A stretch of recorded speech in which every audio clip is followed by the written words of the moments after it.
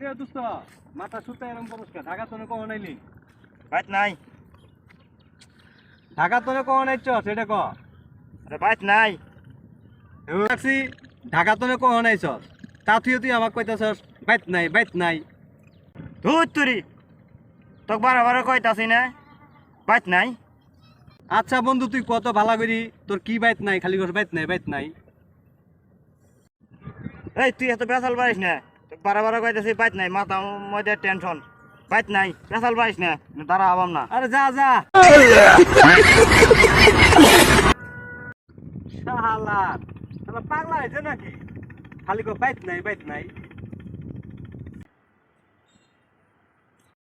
এ মাসুদ, এ মাসুদ,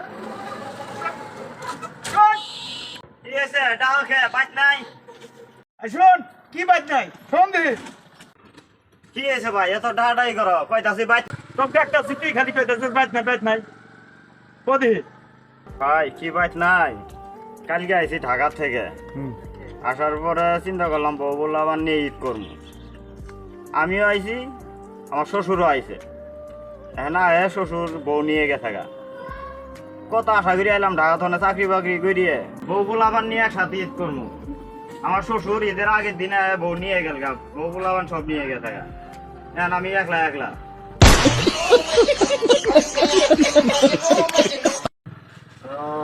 এই কারণে কইতাছস যে বাইত নাই সেটা বিজয় কবি না। আরে ভাই বাইত নাই, পেশাল বাইরো না, ভাল লাগে না।